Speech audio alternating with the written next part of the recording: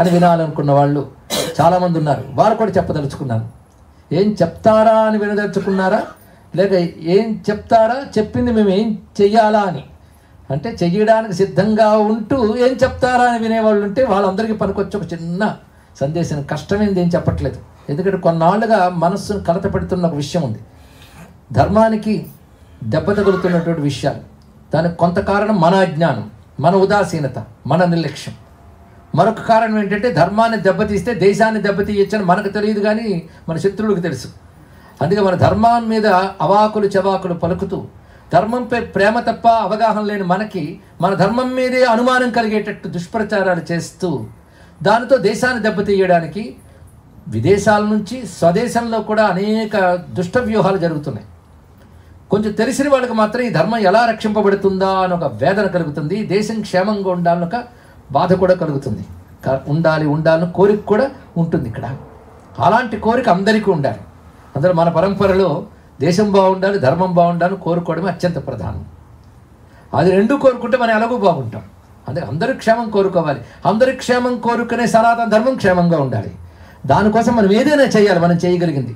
అయితే ఇప్పుడు ఎవరెవరు ఏ సాధనలు చేస్తున్నారో వాటి వేటిని మానవద్దు, అవి అలాగే కొనసాగించండి. కొత్తది చెప్తున్నారు కనుక పాత వదిలేయడానికి సిద్ధంగా కూర్చోవద్దు. పాతవి కంటిన్యూ చేయండి, అంత చేయగలుగుతారు అంత చేయండి. ఇప్పుడు గురువుల అనుగ్రహం వల్ల ఒక స్ఫురణ కలిగి ఆ స్ఫురణ చెప్పడం జరుగుతుంది. అందరికీ ఇది ఒకనొక, నేను అభ్యర్థన అనే మాట బాగుండదు కనుక, సందేశం అనే పెద్ద మాట వాడిన కనుక గురువుల ఆదేశం కింద అందరూ భావిద్దాం. అదేమిటంటే రోజులో కొద్దిసేపు, కొంతసేపు ప్రతివారు ఒక పత్రం తీసుకుని శ్రీరామ అనే నామాన్ని వీలైనంత రాయండి. ఇప్పుడు దాని తప్ప మరో పరిష్కారం లేదు. అది వ్యక్తికి, కుటుంబానికి, సమాజానికి క్షేమం. ఒక నామం రాస్తే ఏముందండి, ఆ స్వరాలు ఈ స్వరాలతో మంత్రాలు చెప్పాలి అంటే అది భ్రాంతి.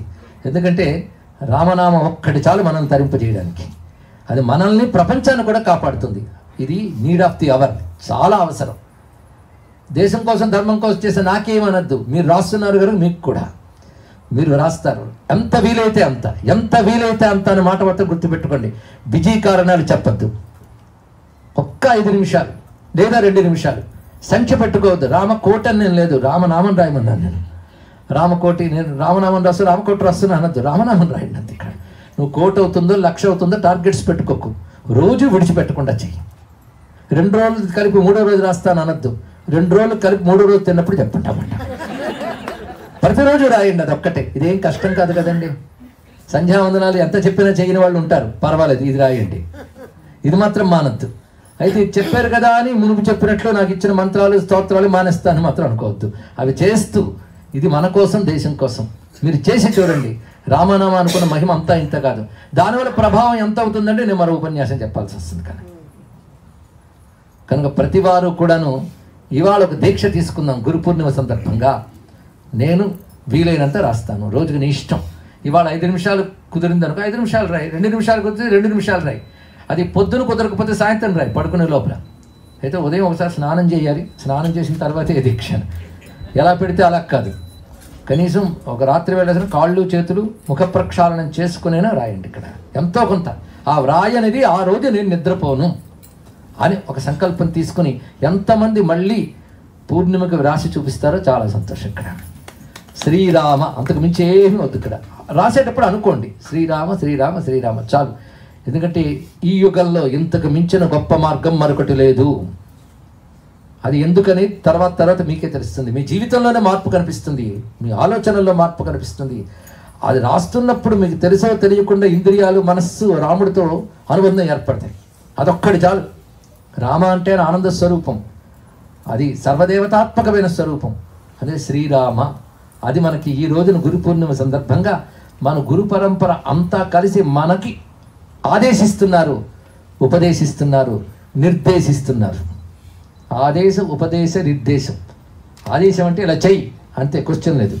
ఉపదేశం అంటే దగ్గరికి పిలిచి చెప్తే ఉపదేశం. నిర్దేశం అంటే సూచించుట. ఆ 3 కూడా ఇది దేశ దేశ దేశ 3 వచ్చాయి. ఉపదేశ, ఆదేశ, నిర్దేశ. ఈ 3 దేశాలతో దేశం బాగుంటుంది, అందులో సందేహం లేదు.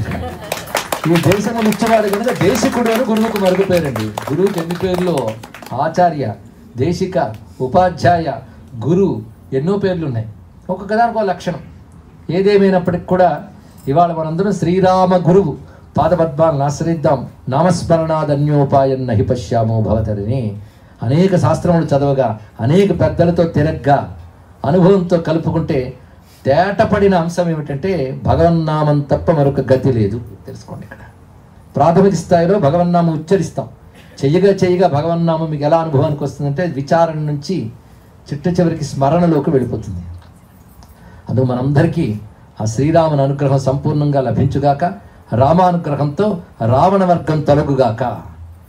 అయోధ్య రూపమైనటువంటి, అయోధ్య అంటే ఎవరు దాడి చేయలేనిది, అటాక్ చేయలేనిది అని అర్థం. ఇక్కడ అలాంటి క్షేమంకరమైన శాంతకరమైన పరిస్థితి వ్యక్తికి, కుటుంబానికి, సమాజానికి, దేశానికి, ప్రపంచానికి కూడా లభించాలి. ఎందుకంటే లోకా సమస్తాసుకునో భవంతు అనే ఒకే ఒక్క జాతి సనాతన ధర్మ జాతి, హిందూ జాతి. అందుకే అందరూ క్షేమంగా ఉండాలనుకున్న హిందూ ధర్మం క్షేమంగా ఉండాలి. హిందూ ధర్మం క్షేమంగా ఉంటే భారతదేశం క్షేమంగా ఉంటుంది.